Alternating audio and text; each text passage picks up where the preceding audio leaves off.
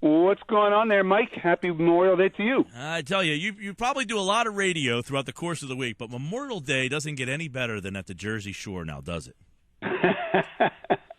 Well, when the sun's shining, I'd vote for that, yeah. It's going to shine, right? It's been a beautiful day today. I took a walk on that beautiful boardwalk at 6:30 this morning. I feel like a new man out there today. You can feel summer is in the air here. But, baseball's been in the air here the last 10 days or so. The Phillies are playing much better baseball, 7 out of their last 9, but I guess they don't have any false indication here that this thing's about to turn around any faster, do they?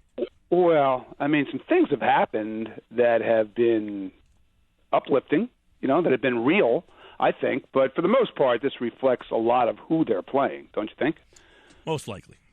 I mean, you saw the Rockies in action. That's not a real good team. And the Diamondbacks are, I mean, they're going to wind up as kind of like a 70-win kind of team, too. So, I mean, you take it for what it is, but it beats the way they were playing before. No doubt about it. At least, and Jason, one of the things is, whether they win or lose, they bring up a guy like Franco. It really shows how much life a younger player can not only bring to a team, but also the fan base. It makes you say, look, I want to watch what this guy can do. And you wonder, just 2 weeks in, is the team given any indication? Are they encouraged in the limited time they've seen him? Do they really feel like, all right, this guy can stick and he can make it? Well, he's definitely made progress, and you can see it. For one thing, he's much more comfortable, and he's got a much better approach than the guy we saw in spring training and the guy we saw last year after he got here. Now, I mean, I still worry that he chases too much, man. He swings at way too many pitches. I don't think anybody would deny that.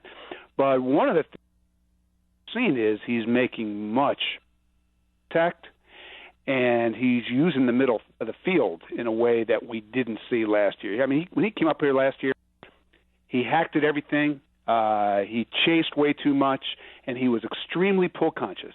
And if this is going to be his approach, then you've got a good player. I mean, talking to scouts about him, they see a guy who's going to be an above-average major league player for a long time. He's 22 years old. Now he's the same age as Bryce Harper, but he's at a whole different stage of his development, obviously. And he's one guy to watch on the field, as you just alluded to, who is going to be a part of it, needs to be a part of it when they get good. Hey, an interesting thing about him, too, is you talked about defense and that he was a significantly better defensive player than Cody Ashe, and he's already made a couple of errors, but you can see that he's got a rocket for an arm, and he has the glove. I mean, maybe he's a little nervous or just made a couple of errors, but he looks like a guy over there who's just going to make some outstanding plays, and you alluded to that last week, but you're seeing it already. Oh, he's extremely athletic, and the thing with his arm is he can get a little sloppy, and that's something that he's going to hear a lot about from Mr. Lawrence Boa.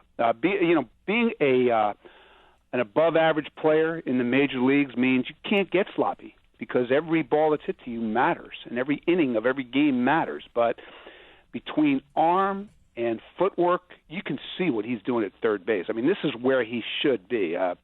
To have put him at first base just because he could play there would have been a waste of his arm, wouldn't it? No doubt about it. Jason Stark's with us here, driven by Team Nissan, Delsey Drive in Violin. The Phillies have been talking about, they're going to have to do something in that outfield. It's going to get crowded out there. Revere, Ashe, Brown, you got Herrera, Francoeur, Sizemore. So are teams going to bite on Ben Revere? Is he a guy that the Phillies think they might be able to get a piece for? Well, he's available. He's been available for quite some time. He was available over the winter. He was available last year before the deadline. They would move him if they could get something. Again, this is not going to be a guy that you get a premier prospect for, but I think the model for this deal would be the Marlon Byrd deal. If you get a guy who's like a kind of a grade B prospect who you can plop into AA or AAA and can be, can play some role in the big leagues when you get good, that's fine. And they're certainly open to dealing him. They're opening to dealing Dominic Brown. And they're taking a lot of calls. I would say right now, Ben Revere would be the most movable, but it's very possible that, in a week or so or 2 weeks, when and if they decide Cody Ashley's ready, they could wind up having all of these guys there and just try to figure it out night to night. Somebody would have to go back, though. That would be the problem. Could be the end of the Grady Sizemore era, pal. Yeah, and he's been hitting number 3 in the lineup. How do you turn your 3-hole hitter down, right? Well, he's also available. Let's put it that way. Absolutely, and as I think I saw Ruben Amaro Jr. said, everybody's available, and we have the answer for everybody. Anybody wants somebody, we got somebody that can help you out. But guys that are helping the Phillies out are Utley and Howard, 2 veterans who we've talked a lot about in decline, but they've turned around. Could they actually, their play turnaround actually help the Phillies out? Maybe not in wins and losses so much, but are they going to generate some attention? If Howard continues to hit like this, could they actually get some calls? And if Utley turns around, same thing. Well, I had an interesting conversation with a guy from another team this week about Ryan Howard, and he said to me, I would never have told you last winter that he was still tradable. I would never have told you in spring training that he was still tradable. The way he's playing right now, he's a tradable commodity. I mean, this is the best he's swung the bat, Mike, since 2011. Wouldn't you agree? No doubt. We talked about it a little bit last week.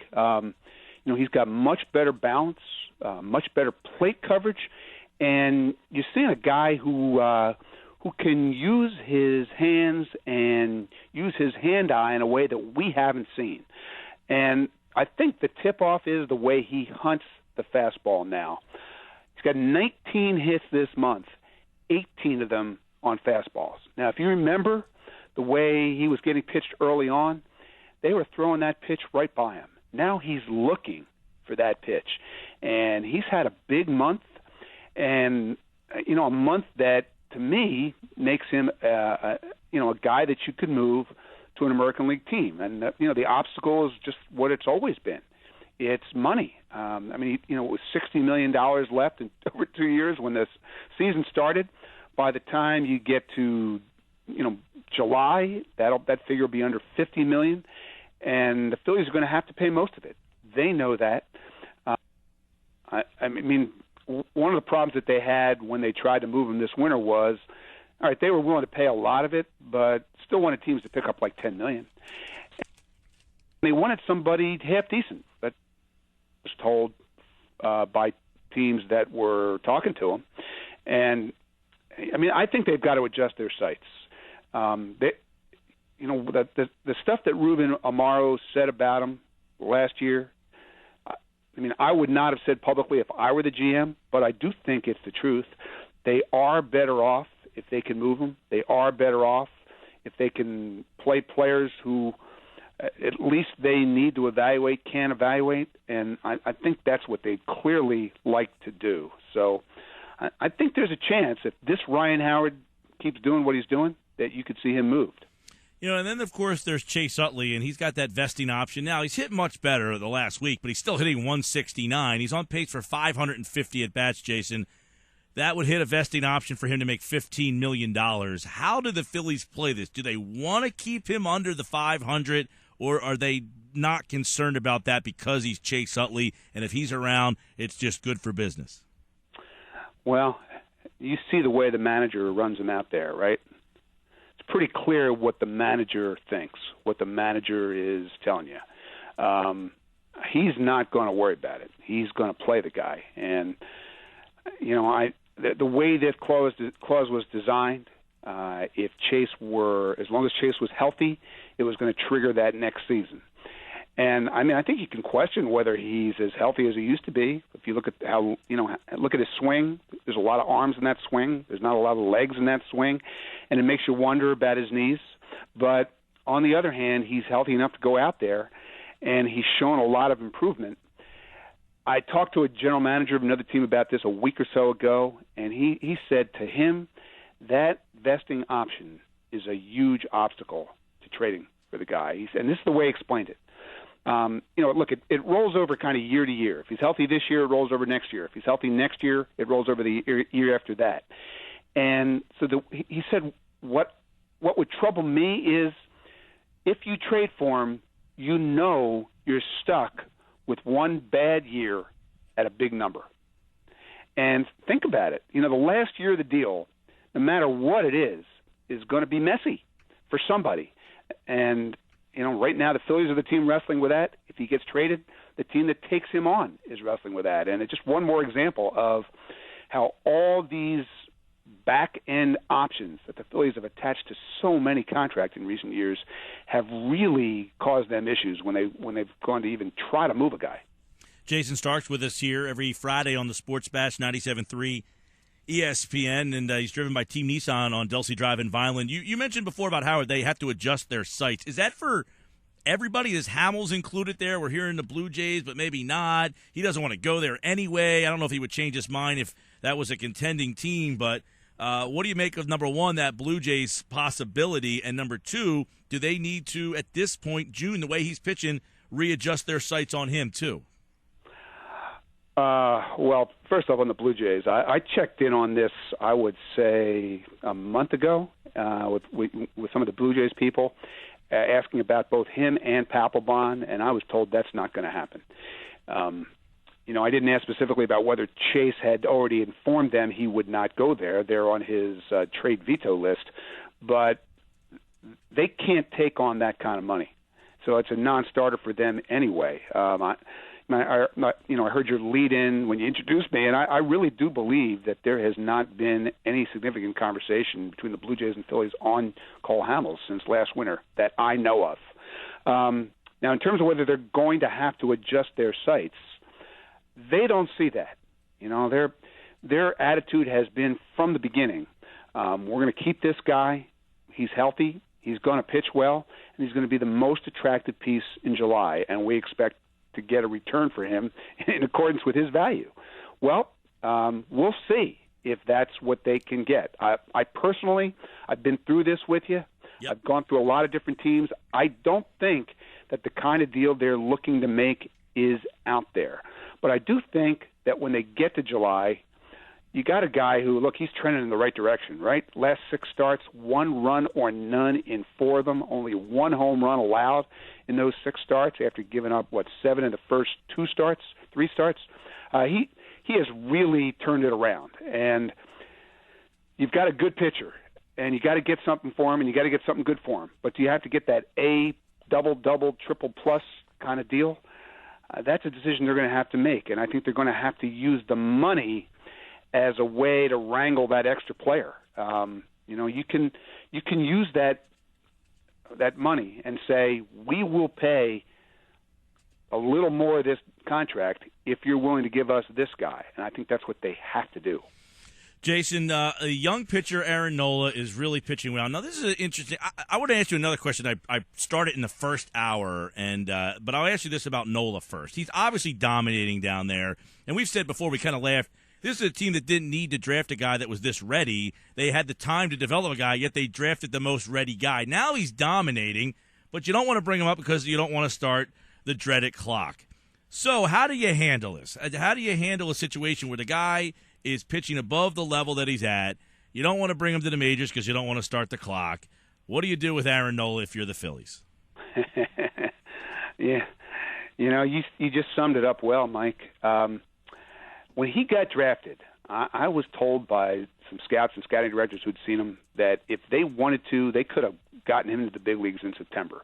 They certainly could have brought him to spring training and had him try to win a job because he was ready. I mean, you're seeing a guy who is exactly how he was advertised when they picked him. He is a polished college pitcher, and he repeats his delivery. He knows exactly what he is and what he isn't, and he pitches. Now, he's not going to turn into Cole Hamels. He's not going to win Cy Young awards, but this guy knows how to execute pitches and execute a game plan right now, and he could do it in the big leagues. So for me, I think their decision is more about business than it is about baseball. It's very interesting that Ruben and Pat Gillick both went to that start of his this week. I heard some speculation from people who were there that, when the general manager and the club president go to watch a guy in Double-A, they're not there to evaluate whether he's going to Triple-A. They're there to evaluate how close he is to the big leagues. Well, mean, as I said, I think you could argue that he could come to the big leagues right now if they got tired of watching Sean O'Sullivan or Jerome Williams, but they're going to wait as long as they can wait to avoid running into the business ramifications, the money ramifications. It's going to be a long time till they're good. And so they need him to be part of it when they are. They need to keep him from accumulating service time so that doesn't happen, so he doesn't get away. So is it smart then for them to bring him up? I mean, the fans want to see him, but as a organization, is it not a smart move to bring him up now? What do you put him in AAA?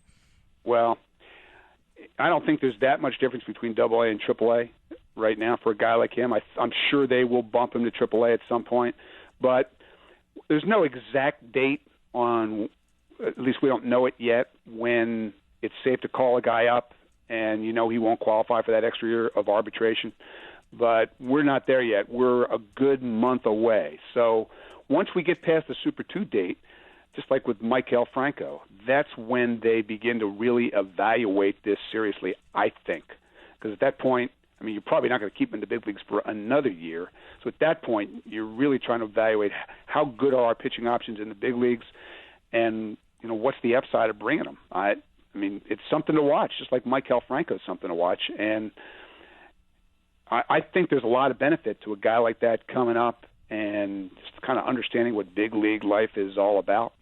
And then, let him grow into what he's going to be. I think he's the perfect candidate for that. Jason Stark's with us. I want to ask you, I'm always one of those guys who says, look, you're young, whatever, you're ready. This game seems like it's changed. Kids are playing way more baseball. I mean, 13-year-old kids are playing like 90 games, which is maybe too much. But I feel like baseball has still got an antiquated way of thinking of he's not ready yet, he's too young. Where in other sports, you got a 19-year-old kid and you just throw him out there. You got a 21-year-old kid, he's out there playing football. There is no minor league system. And those other leagues, the draft is so exciting and important because you draft a guy and then you want to see how he fits right into your team.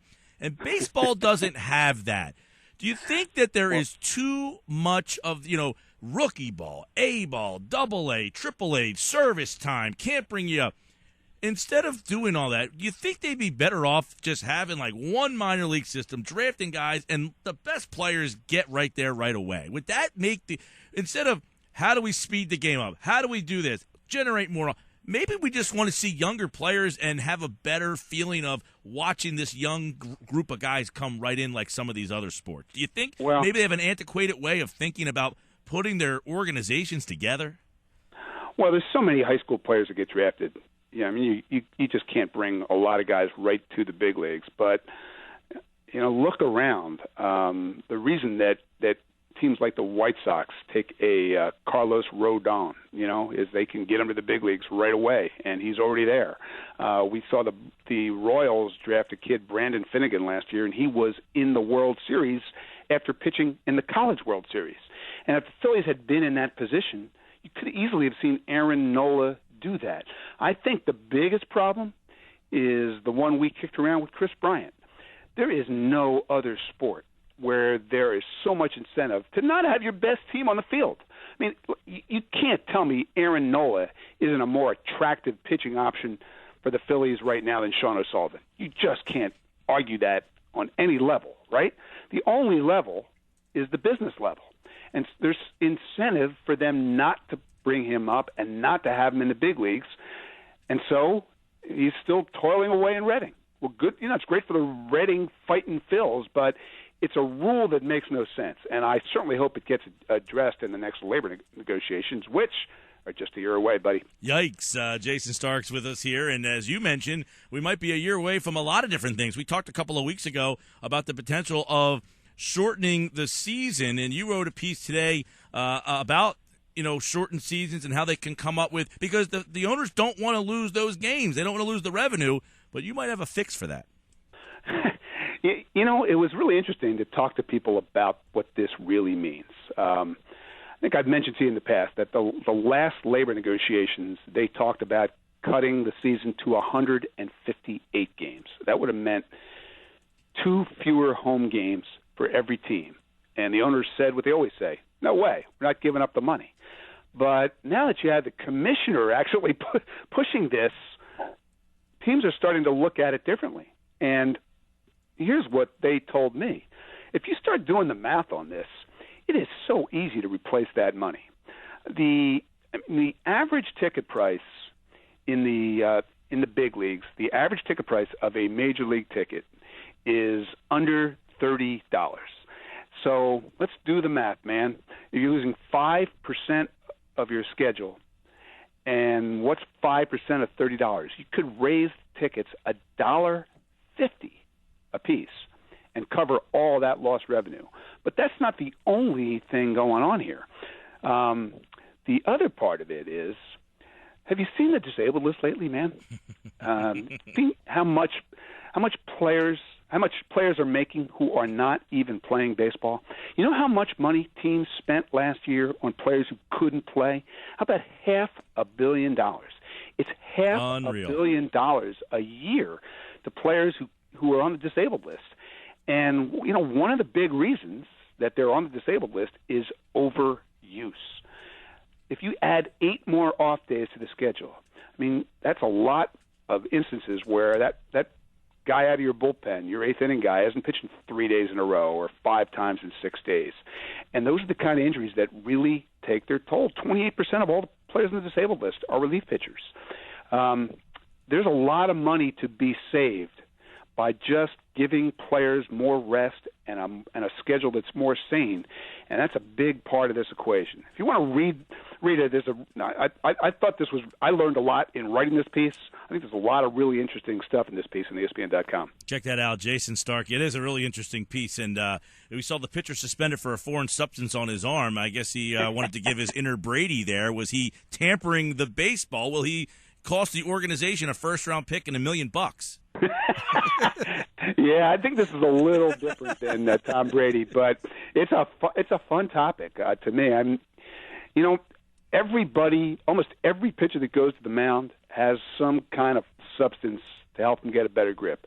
The next time you're watching a game, watch how many times the pitcher goes to his cap, because there's pine tar on the brim of his cap. Remember what Cliff Lee's cap used to look like halfway through the summer? And so all that baseball asks is, don't be stupid. Don't be so blatant about it that we have to throw you out of the game. Well, Will Smith, he broke the law of stupidity, and he's going to get suspended 8 games for it. Congratulations.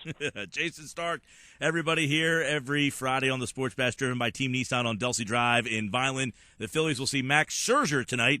And as Jason said, you can't tell me a Nola-Scherzer matchup wouldn't be better than an O'Sullivan-Scherzer matchup, which you'll see tonight. Jason, always a pleasure. Enjoy the Memorial Day weekend, pal. You too, man. Great to talk to you, Mike.